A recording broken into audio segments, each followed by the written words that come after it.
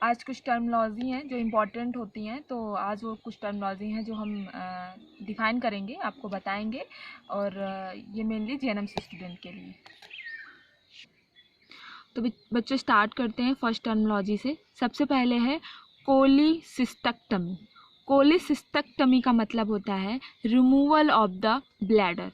Removal मतलब निकालना, bladder मतलब ब्लैडर को क्या कर देते हैं हम लोग, निकाल देते हैं। ये एक प्रोसीजर है जिसमें क्या होता है, ब्लैडर को निकाल दिया जाता है।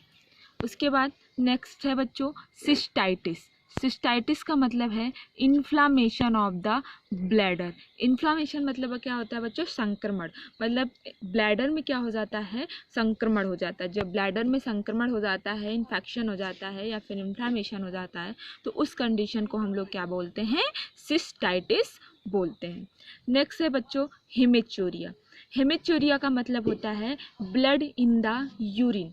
जब यूरिन के साथ, जब मूत्र के साथ ब्लड आने लगे, रक्त आने लगे, तो उस कंडीशन को हम क्या बोलते हैं, हेमेचूरिया बोलते हैं। उसके बाद नेक्स्ट है बच्चों नेफ्रोलिथेक्टमी। नेफ्रोलिथेक्टमी का मतलब होता है रिमूवल ऑफ किडनी स्टोन।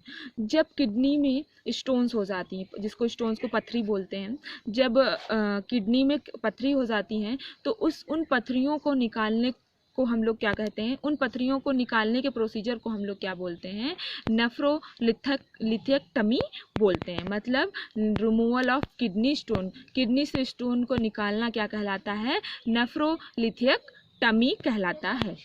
उसके बाद नेक्स्ट है नेफ्रोलॉजी। नेफ्रोलॉजी का मतलब होता है द स्टडी ऑफ किडनीज, जिसमें हम लोग मेनली किडनियों का अध्ययन करते हैं, जिसमें मेनली हम लोग वक्रों का अध्ययन करते हैं, उसको हम लोग क्या बोलते हैं, नेफ्रोलॉजी बोलते हैं। जिसमें हम लोग वृक्कों का अध्ययन करते हैं, उसको हम लोग क्या बोलते हैं, नेफ्रोलॉजी बोलते हैं। उसके बाद बच्चों नेक्स्ट है नेफ्रोस्क्लेरोसिस। नेफ्रोस्क्लेरोसिस का मतलब होता है हार्डनिंग ऑफ द किडनी। जब किडनी बहुत ज़्यादा क्या हो जाती, हार्ड हो जाती, हार्ड मतलब कठोर हो जाती हैं, तो उस कंडीशन को हम लोग क्या बोलते हैं, नेफ्रो। जब किडनी जो हो जाती हैं बहुत ज़्यादा कठोर हो जाती हैं, तो उस कंडीशन को हम लोग क्या बोलते हैं, नेफ्रोस्क्लेरोसिस बोलते हैं। उसके बाद बच्चों नेक्स्ट है पायूरिया। पायूरिया का मतलब होता है पायूरिया का मतलब होता है पस इन द यूरिन। जब मूत्र के साथ पस आने लगे, तो उस कंडीशन को हम लोग क्या बोलते हैं, पायूरिया बोलते हैं। उसके बाद नेक्स्ट है रेनोगैस्ट्रिक। रेनोगैस्ट्रिक का मतलब होता है pertaining to the kidneys and stomach. अगर किडनी और स्टमक जब दोनों के बीच में संबंध हो जाता है, तो उसको हम लोग क्या बोलते हैं, रेनोगैस्ट्रिक बोलते हैं। या फिर अब नॉर्मल करेक्शन हो जाता है, या फिर अब नॉर्मलिटी हो जाती है दोनों के बीच में, तो उसको हम लोग क्या बोलते हैं, रेनोगैस्ट्रिक बोलते हैं। इसके बाद बच्चों नेक्स्ट है यूरेस्टमी। यूरेट्रस्टमी। यूरेट्रस्टमी का मतलब होता है a new opening for the ureter.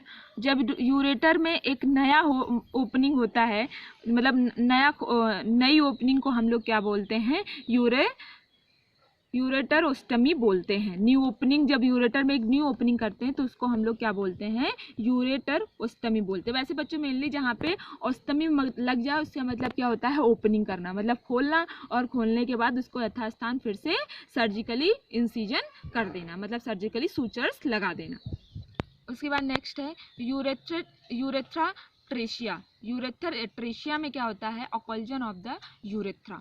अगर उसमें क्या हो जाता है, ऑकल्जन हो जाता है यूरेथ्रा में, किसी चीज़ का अट्रेशिया मतलब किसी चीज़ का भराव होने लगता है, तो उसको हम लोग क्या बोलते हैं, या फिर ऑकल्जन मतलब किसी चीज़ का एक चीज़ में इकट्ठा हो जाना, वो क्या कहलाता है, यूरेथे अट्रेशिया कहलाता है। उसके बाद बच्चों नेक्स्ट है कोलोनोस्कोपी। कोलोनोस्कोपी क्या है, एक इंस्ट्रूमेंट है जिसे मेनली हम लोग यूज़ करते हैं examination of the colon. Colon को देखने के लिए हम लोग जो इंस्ट्रूमेंट यूज़ करते हैं एग्जामिन करने के लिए, उसको कोलोन के अंदर पता करने के लिए कोई अबनॉर्मलिटीज़ हैं या कुछ भी है, तो उस कंडीशन को हम लोग क्या बोलते हैं, उस इंस्ट्रूमेंट को हम लोग क्या बोलते हैं, कोलोनोस्कोपी बोलते हैं। उसके बाद नेक्स्ट है बच्चों हिपैटोमेगैली। हिपैटोमेगैली का मतलब होता है इनलार्जमेंट ऑफ द लीवर। जब मतलब लीवर जो होता है हमारी बॉडी का, जो यकृत होता है, वो क्या हो जाता है, मेनली इनलार्ज हो जाता है। इनलार्ज मतलब उसके बाद क्या होता है, हिपैटोमेगैली का मतलब होता है इनलार्जमेंट ऑफ द लीवर। जब यकृत का साइज जो है वो बड़ा हो जाता है तो उस कंडीशन को हम लोग क्या बोलते हैं, हिपैटोमेगैली बोलते हैं। उसके बाद बच्चों नेक्स्ट है एब्डोनोसिंथेसिस। इसका मतलब होता है collect fluid into the abdomen. जब एब्डोमेन में फ्लूइड का कलेक्शन हो जाता है तो उस कंडीशन को हम लोग क्या बोलते हैं, एब्डोमिनोसिंथेसिस बोलते हैं। उसके बाद बिलीजेनेसिस। बिलीजेनेसिस का मतलब होता है the production of the bile. जब बाइल का बहुत ज़्यादा प्रोडक्शन मतलब होता है बाइल जब बहुत ज़्यादा बनने लगती है तो उस चीज़ को हम लोग क्या बोलते हैं, बिलीजेनेसिस बोलते हैं। उसके बाद बच्चों नेक्स्ट है कोलोस्टमी। कोलोस्टमी का मतलब होता है opening between the colon and the abdominal wall. जब कोलोन में से क्या होता है, मेनली क्या होता है, हर्शफंक्स डिसीज हो गई या फिर इनपरफोरेटेड एनस हो गया, ये सारी प्रॉब्लम्स हो जाती है जिनमें एनाल कैनाल में कोई दिक्कत हो जाती है। तो उस टाइम पे क्या करते हैं, एक सर्जिकली ओपनिंग करते हैं, आर्टिफिशियली ओपनिंग करते हैं एब्डोमेन और कोलोन के बीच में। तो इस कंडीशन को हम लोग क्या बोलते हैं, कोलोस्टमी बोलते हैं। उसके बाद नेक्स्ट है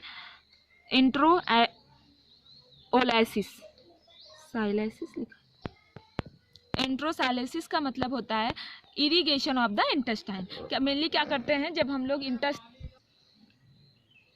irrigation of the intestine, irrigation मतलब साफ करना। जब हम लोग इंटेस्टाइन को मेनली क्या करते हैं, जब हम लोग इंटेस्टाइन मतलब आंत होती है, वो स्मॉल इंटेस्टाइन भी हो सकती है, लार्ज इंटेस्टाइन भी हो सकती है। और जब हम लोग आंत को साफ करते हैं तो उस कंडीशन को क्या बोलते हैं, इंट्रोसाइलाइसिस बोलते हैं। इसके बाद बच्चों नेक्स्ट है ईसोफेगोसील। ईसोफेगोसील का मतलब होता है स्वेलिंग ऑफ द ईसोफेगस। अगर ईसोफेगस में अगर स्वेलिंग आ जाती है, वहाँ पे सूजन आ जाती है, तो उस कंडीशन को हम लोग क्या बोलते हैं, ईसोफेगोसील बोलते हैं। उसके बाद एपिगैस्ट्रिक हम लोग किसको बोलते हैं, अपर द स्टमक के अपर पार्ट को हम लोग क्या बोलते हैं, एपिगैस्ट्रिक बोलते हैं। जिंजिवाइटिस का मतलब होता है इन्फ्लामेशन ऑफ द गम्स में मेनली जब संक्रमण हो जाता है वो उसमें, तो उसको हम लोग क्या बोलते हैं, जिंजिवाइटिस बोलते हैं। उसके बाद नेक्स्ट है लेप्रोस्कोप भी क्या है, एक तरह का इंस्ट्रूमेंट है जो मेनली हम लोग यूज़ करते हैं। Is a surgical diagnostic procedure use to examine the organ inside of the abdomen. जो एब्डोमेन के इनसाइड ऑर्गन मतलब जो एब्डोमेन के अंदर ऑर्गन्स हैं उनको एग्जामिन करने के लिए या फिर उनको देखने के लिए हम लोग मेनली किसको यूज़ करते हैं, लेप्रोस्कोप को यूज़ करते हैं। ये सर्जिकल डायग्नोस्टिक प्रोसीजर के टाइम पे यूज़ करते हैं। उसके बाद नेक्स्ट है एक्सिलरी लिम्फ एडिनेटाइटिस। इसका मतलब होता है inflammation of the lymph nodes in the और आर्म पिट्स। मतलब क्या है, इन्फ्लामेशन हो जाता है कहाँ पे, लिम्फ नोड्स में हो जाता है, लिम्फ नोड्स में इन्फ्लामेशन हो जाता है और साथ में क्या हो जाता है, जो आर्म पिट्स होते हैं, जो आर्म होते हैं, वहाँ पे क्या हो जाता है, इन्फ्लामेशन हो जाता है। वो आर्म के ऊपर भी हो सकता है, आर्म के नीचे भी हो सकता है, साइड में भी हो सकता है, कहीं पर भी हो सकता है। उसके बाद है लिम्फ एडिमा। लिम्फ एडिमा का मतलब होता है लिम्फ स्वेलिंग। लिम्फ में स्वेलिंग, सूजन आ जाने को हम लोग क्या बोलते हैं, लिम्फ एडिमा बोलते हैं। उसके बाद बच्चों नेक्स्ट है स्प्लीन एम्फ्रैक्सिस, मतलब ऑब्स्ट्रक्शन ऑफ द स्प्लीन। जब स्प्लीन में कोई ऑब्स्ट्रक्शन मतलब रुकावट आ जाती है तो उसको हम लोग क्या बोलते हैं, स्प्लीन को हिंदी में तिल्ली बोलते हैं। अगर तिल्ली में कोई ऑब्स्ट्रक्शन या फिर रुकावट आ जाती है तो उसको हम क्या बोलते हैं, स्प्लीन एम्फ्रैक्सिस बोलते हैं। उसके बाद नेक्स्ट है लिम्फ एंजियोफेबुलाइटिस। लिम्फ एंजियोफेबुलाइटिस का मतलब है inflammation of the lymphatic vessels. अगर लिम्फेटिक वेसल्स में अगर संक्रमण हो जाता है तो उसको हम लोग क्या बोलते हैं, लिम्फ जियोफेबुलाइटिस बोलते। इसके बाद नेक्स्ट है प्रोफिलैक्सिस का मतलब होता है प्रिवेंशन ऑफ द डिसीज। किसी भी डिसीज को प्रिवेंट करना क्या कहलाता है, प्रोफिलैक्सिस कहलाता है। उसके बाद नेक्स्ट है सेप्टिसीमिया का मतलब होता है severe infection of the blood. अगर ब्लड में बहुत ज़्यादा संक्रमण हो जाता है तो उसको हम लोग क्या बोलते हैं, सेप्टिसीमिया बोलते हैं। उसके बाद नेक्स्ट है टॉन्सिलाइटिस का मतलब होता है इन्फ्लामेशन ऑफ द टॉन्सिल्स। अगर टॉन्सिल्स में संक्रमण हो जाता है तो उसको हम लोग क्या बोलते हैं, टॉन्सिलाइटिस बोलते हैं। उसके बाद लिनियो मलेशिया का मतलब होता है सॉफ्टनिंग ऑफ द स्प्लीन, जब जो स्प्लीन होती हैं बहुत ज़्यादा सॉफ्ट हो जाती है, स्प्लीन जो होती है बहुत सॉफ्ट हो जाती है, तो उसको हम लोग क्या बोलते हैं, लिनियोमलेशिया बोलते हैं, लाइनोमलेशिया बोलते हैं। उसके बाद नेक्स्ट है नोडुलार। नोडुलार का मतलब होता है a nodule is the growth of abnormal tissue, nodules can develop just below the skin. Nodules जो होते हैं उनका अबनॉर्मली क्या हो जाता है, मतलब टिश्यू का जो है। इसके बाद नोडुलार का मतलब है nodule is the growth of the abnormal tissue, nodules can develop just below the skin. Nodule क्या होते हैं, उनका अबनॉर्मली टिश्यू का ग्रोथ होने लगता है, तो उसको हम लोग क्या बोलते हैं, नोडुल बोलते हैं। Nodules can develop just below the skin, जो नोडुल्स होते हैं वो स्किन के नीचे, जस्ट स्किन के नीचे क्या होते हैं, डेवलप होते हैं। उसके बाद नेक्स्ट है एटलोमाइलिया। इसका मतलब होता है अब defective development of the spinal cord. जब स्पाइनल कॉर्ड में डिफेक्टिव डेवलपमेंट होने लगता है, मतलब ग्रोथ होने लगता है, तो उसको हम लोग क्या बोलते हैं, एटलोमाइलिया बोलते हैं। उसके बाद सेरेब्लो स्पाइनल का मतलब होता है relating to the brain and spinal. जब इस ब्रेन और स्पाइनल का दोनों के उसमें रिलेटिंग होता है, तो उसको हम लोग क्या बोलते हैं, सेरेब्लो स्पाइनल बोलते हैं। उसके बाद इनसेफेलोमलेशिया का मतलब होता है सॉफ्टनिंग ऑफ द ब्रेन। जब ब्रेन बहुत ज़्यादा सॉफ्ट हो जाता है, तो उसको हम लोग क्या बोलते हैं, इनसेफेलोमलेशिया। उसके बाद स्टेनोयूरोसिस का मतलब होता है कंडीशन ऑफ नर्व सेंसेशन। इसमें क्या होता है, एक कंडीशन होती है जिसमें क्या होता है, जो नर्व होती हैं उनके सेंसेशन से रिलेटेड होता है। उसके बाद क्राइलियोसाइट का मतलब होता है सेल ग्लू। इसमें क्या होता है, क्राइलियोसाइट्स में क्या होता है कि जो सेल्स होती हैं उसमें ग्लू उत्पन्न होने लगता है, सेल्स जो होती हैं ग्लू टाइप्स की हो जाती हैं। हिप्नोटिक, नेक्स्ट है हिप्नोटिक। हिप्नोटिक का मतलब होता है रिलेटिंग टू और प्रोड्यूसिंग हाइप्नोसिस और स्लीप इंड्यूसिंग। हिप्नोटिक क्या होता है, रिलेट करता है हाइप्नोसिस से। इसमें क्या होता है, स्लीप इंड्यूसिंग होता है, इसमें बहुत ज़्यादा क्या होता है, स्लीप इंड्यूस करती है, मतलब जो नींद है उसका इंड्यूजन होता है। हिप्नोटिक क्या है, रिलेटिंग टू और प्रोड्यूसिंग हाइप्नोसिस। ये हिप्नोटिक क्या है, साइकेट्रिक डिसीज़ है। इसमें हम लोग क्या करते हैं, जो पेशेंट होता है उसकी स्लीप इंड्यूस करते हैं, ताकि वो अपने इमोशन स्ट्रेस जो भी है वो उसको आसानी से बता सके। उसके बाद इंसोमिनिया क्या है, लैक ऑफ स्लीप। जिसको स्लीप नहीं आती, जिसको नींद नहीं आती, उसको हम लोग, उस कंडीशन को हम लोग क्या कहते हैं, इंसोमिनिया कहते हैं।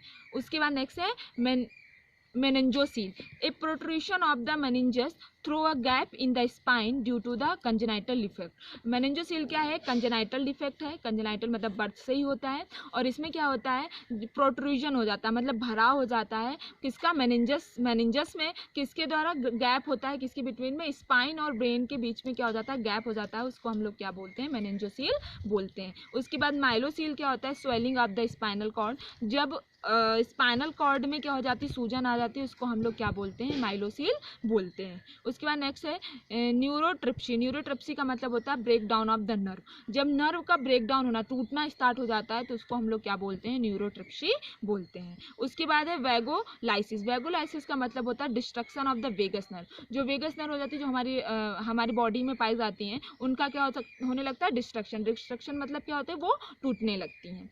उसके बाद नेक्स्ट है बैलिनोबिलेनोरिया। इसका मतलब होता है mucus discharge from the glands of the penis. जो पेनिस की ग्लैंड्स होती है उससे क्या होता है, मेनली म्यूकस का डिस्चार्ज होने लगता है। उसके बाद नेक्स्ट है गोनोरिया। गोनोरिया का मतलब होता है डिस्चार्ज ऑफ द जेनाइटल, मतलब जो जेनाइटल्स ऑर्गन होते हैं वहाँ से क्या हो जाता है, अबनॉर्मली डिस्चार्ज होने लगता है। तो बच्चों ये थी आज की टर्मिनोलॉजी। आपको इससे रिलेटेड कोई प्रॉब्लम है तो आप हमसे पूछ सकते हैं। Thank you so much.